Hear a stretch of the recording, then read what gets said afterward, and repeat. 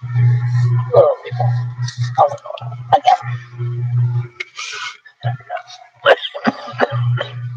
rid of that freaking glare. Even clothes even blinds doesn't help. I guess I should back here. It. I have a policy like I fail miserably. I'm not gonna do anything. I gotta do at least do some videos. I might get some writing done today anyway.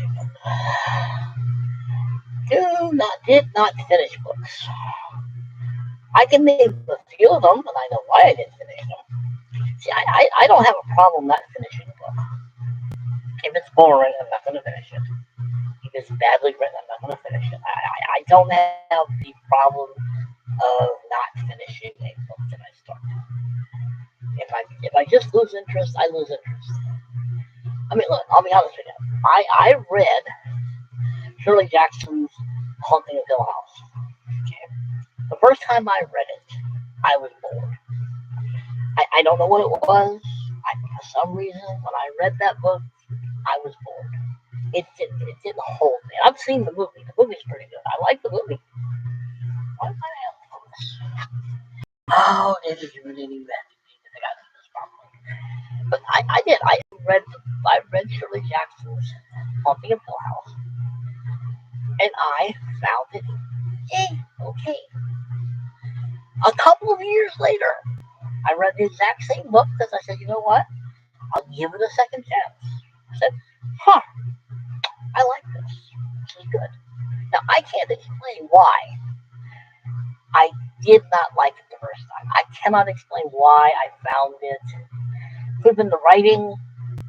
Maybe it just wasn't my kind of book at the time. I think a lot of it had to do because it was a lot of the psychological. And I hadn't really gotten into that interest of reading those stories. I was more into the more visual ghost stories. And Shirley Jackson's story is more a psychological ghost story. And I think once I started going in that direction of my own writing and my own reading, voila! Shirley Jackson's novel was wonderful. I enjoyed every minute of it because my perspective changed. And I think that's a lot of ways why a lot of people don't finish books, is they read it at the wrong time. Not everybody, but there are some books that are just boring because they're boring. I'll get to one of them in a minute, believe me. It's always been my prime example of one of the dumbest novels ever written, and why it was hyped is a mystery beyond me. But anyway, I read Shirley Jackson's book the first time, and I was bored. Probably because I didn't understand, or I wanted something that I wasn't getting. And I think that's a lot of the reasons why people don't finish books, why they don't finish things. Which is a preference. Some books just don't grip you when you first read them, and some books grip you when you first read them. For me, it was Shirley Jackson's Haunting of Hill House. Now, Richard Matheson's book, Hill House, or his movie's called Legend of Hill House, got me right away, and I know why. Notice, they're two different styles. One is psychological. One really does creep up on you. Slowly, methodically, and it just slowly seeps into you. Whereas The Legend of Hill House, the title tells you what's coming. And you just feel the difference in Hill House. Because this is physical horror. I don't see a whole lot, but to me it was physical horror. To me they're two different books. Other people probably won't see it that way. But if compared to, one is psychologically, far more psychological. Because is it all in Eleanor's head? And as in the other book, you're not convinced that it's all in anybody's head. Now, I think they're both wonderfully written. Both wonderfully written books.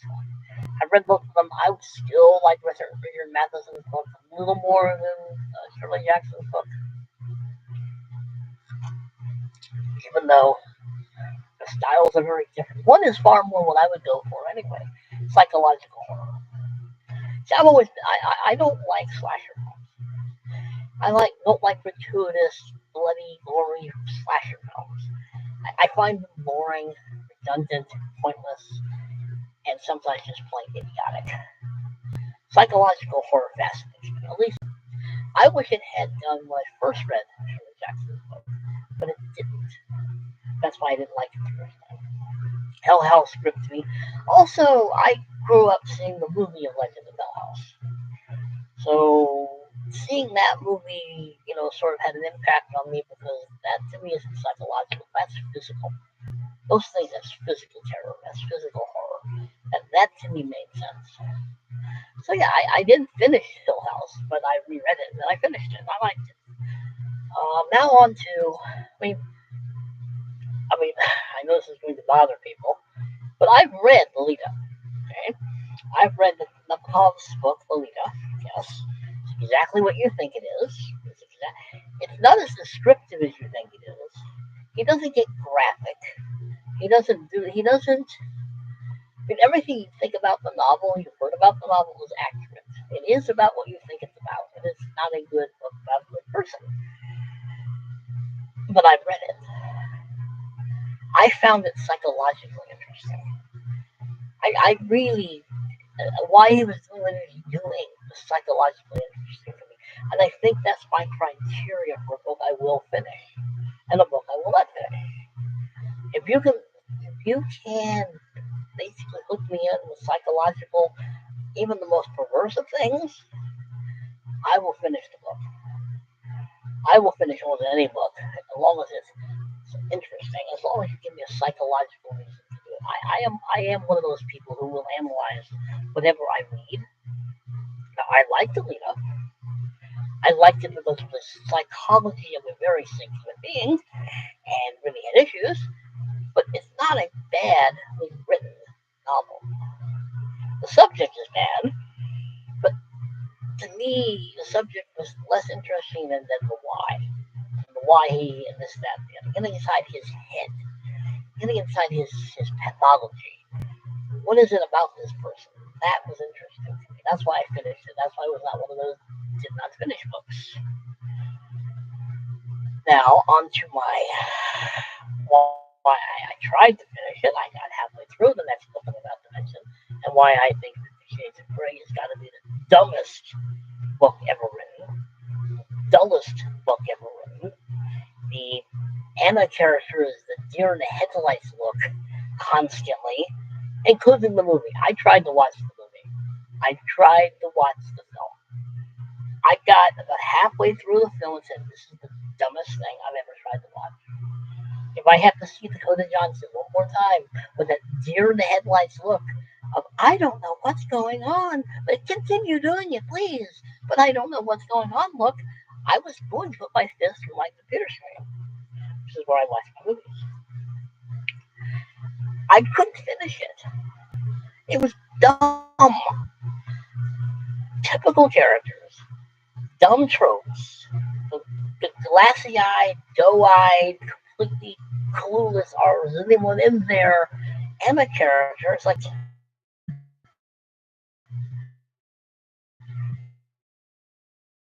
and the least, I never finished it. I couldn't do it. I was bored to death. Even the good scenes were boring. It's like, okay, I'm not sure who wrote this, but I'm not sure they've taken a physiology class or any other class. Like creative writing would be nice. I mean, at least Lolita, as much as that book is scandalous to read, at least had character development, had characters that were interesting, if not a little perverse, and it was written well. The story was interesting, if not perverse. I'm going to keep saying that because I know people are going to think I liked it too much. I liked the story. I liked the psychology of the story. I got into the psychology of it. For me, that's why I write. That's why I write. I write to deal with human psychology. A lot of my stories really don't have a lot of action. They have people thinking, people reacting to things, observing things. And they live inside their heads, which is where a lot of stories, which is what makes a good story. The 50 Shades of Grey was like visiting a giant, vast, empty tavern where nothing was happening. And I'm someone who care about any of these characters, and I don't. I found it dull. I'm sorry. Making erotic fiction boring takes talent. Or a 15-year-old boy who apparently, I know, didn't write the book, but I'm sure, I think they would be the only people who would actually get anything out of it. I didn't, except maybe, short insomnia. Now, I like reading. I enjoy reading. But there are very few books that I don't finish. Because I'm hoping it'll get better or something will happen. I mean, I can't think of other books I tried to read War and Peace, but that wasn't because it was boring or anything. It was just too freaking long. I've never read the Moby Dick, but I have listened to it on tape. I'm not sure if that counts, but I have read it via somebody else reading it to me. But I'm never going to read that book. By the way, it is a very good book. They're Herman Melville, but a little too much about women. Just a little bit. Cut the book in half. But to me, a book has to captivate me and hold my attention on a psychological level. And it took a while for Haunting of Hill House to do so. Lolita, because of the subject matter, is just interesting because I like human psychology and even abnormal human psychology. And to me, that's what most of writing is studying basically human behavior and human psychology, and most of it abnormal. There are no normal people. People are not normal. I've met them. I have met humans. Humans are not normal.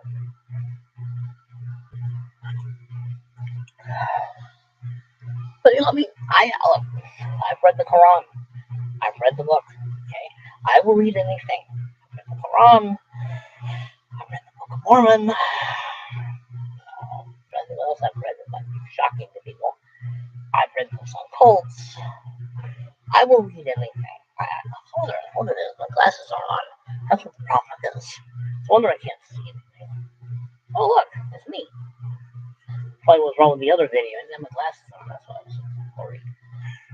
You're a dummy, dude. There's no story in there.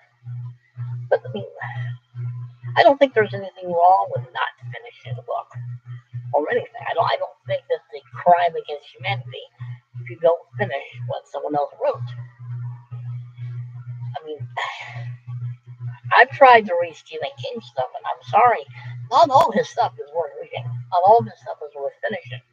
And even some of his short stories, and I love his short stories, are not worth reading. They have tropes. They have typical tropes that Stephen King loves. He loves his tropes. I didn't have my glasses on the entire time. The other last video, I didn't have my glasses on. Or not. But yes, I'm reading all these books. I mean, it's a personal choice, of course, whether you finish a book or not. I know there are people who have a hard time, I will say pathologically hard time, not finishing a book they start. Yeah, William Faulkner, and he knows who he is. Sound of the Fury, I think he likes to bring up a lot, and I agree with him. Faulkner is hard to read, not just because of the subject matter, but he is difficult to read. His short stories are a little better, but he is a difficult author to read. I don't disagree with that, but I've never read it. I've read most of his short stories, but I don't think there's a problem coming to a book and say I can't finish this. This is boring. It's not holding my attention.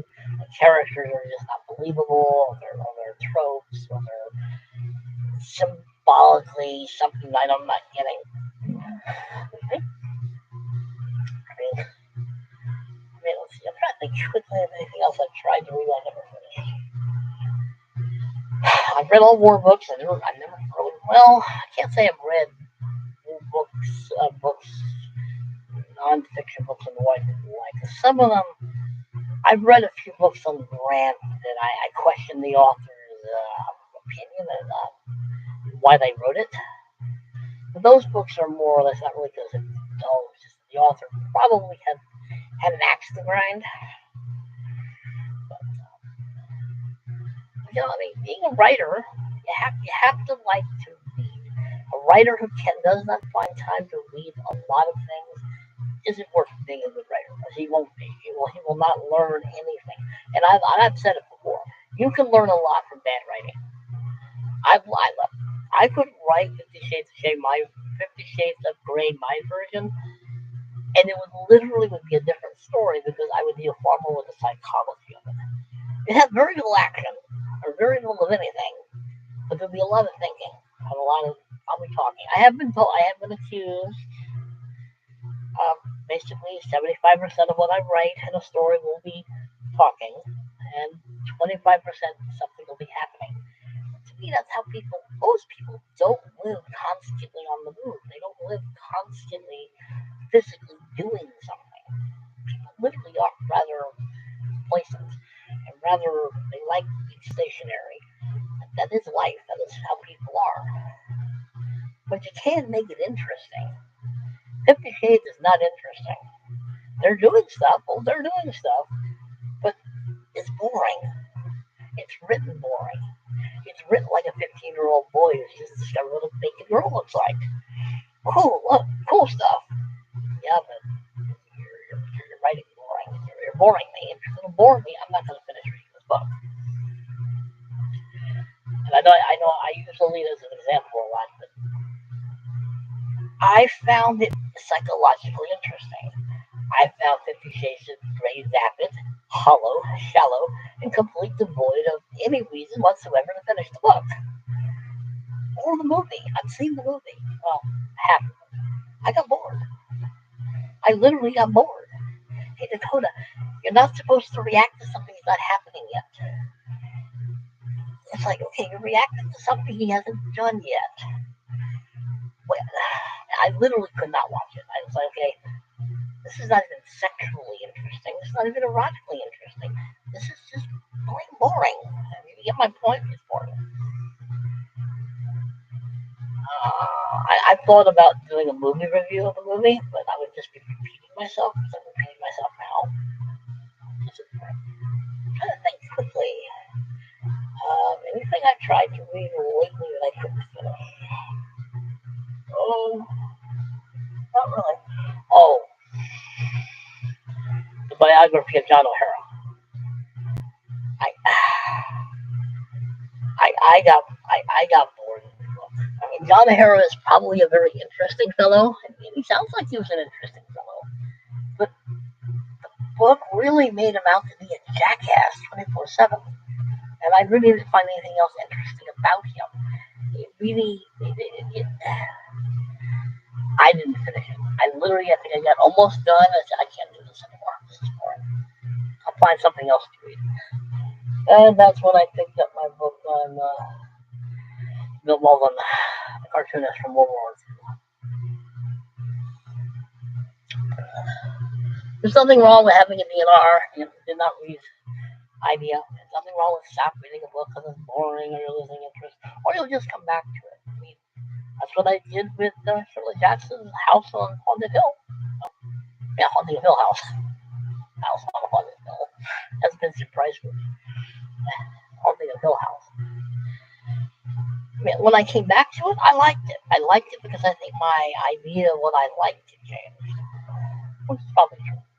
I think that's also a reason why people will go back to a book they didn't like the first time and they'll like it. It's just, a good thing, really. Your tastes change, your ideas of what is good change, and the idea of what you like changes. But to be a writer, you really do have to read a lot of different stuff, and we just slosh through the good and the bad of it, completely dull and boring. I'm sorry. That is my best example of what is probably one of the whoa. The Da Vinci Code. That's the other one. That is the other one that I wanted to talk about. I'm already at 20 minutes. I may not be able to. I found that the Da Vinci Code is about as enjoyable as watching paint dry. With one, I already knew it was coming. It was obvious. We just want to know where you got the idea from. Read Holy Blood, Holy Grail, which has been disproven to be, yeah, they knew that they were writing fraudulently. They knew they were writing a book that wasn't true and accurate. They knew they were making up stuff. I mean, I'm sorry, but Da Vinci Code was so predictable, and so was the movie. Tom Hanks looks like he's just saying, "Can I just get through this film?" He does. He has this look on his face like, "Why am I doing this film? Is this film over? Can I go on to doing something else? Anything but this." But yeah, I've read the 50 Shades of the Da Vinci Code. It was, yeah, it was like, okay, this is boring. And I already knew where it was going. I already knew who the daughter of Mary Magdalene was going to be, or the great whatever of Mary. It's like, okay, you only have very few characters in this film, and you're really not surprising me when you tell me it's her. She's been the only her in this film. But anyway, that's another book. And that book I actually finished. I made myself finish it for a reason. And I wanted to see if I was right about something, and I wanted to see how much of Holy Grail, Holy Blood, Holy Grail was in this novel. That novel is pretty much a novelization of that other book. And no one is ever going to convince me otherwise, because that's what it was. That was the other movie, the other book and movie I was thinking about. I made myself finish that one. But I don't mind. I think DNR books are fine. You're not going to like everything you read. You're not going to care about everything you read. It's not going to always hold your attention. It's not always going to be, your cup of tea at that moment or ever. There's nothing wrong with stop reading a book because it's boring and it's putting you to sleep. And you're hearing brain cells dying and screaming in pain. So you're reading something that literally is killing your brain cells. And in a minute. I'm sorry. Those are the two best examples I have of probably two of the dumbest and dullest books I've ever read or tried to read. I know some people like them. I know one person, she loves the 50 Shades book. It's a wonderful book, and I'm sorry, I'm not one of them. That's okay. If she likes it, good. That's good for her. That is up to her. That is her taste in literature.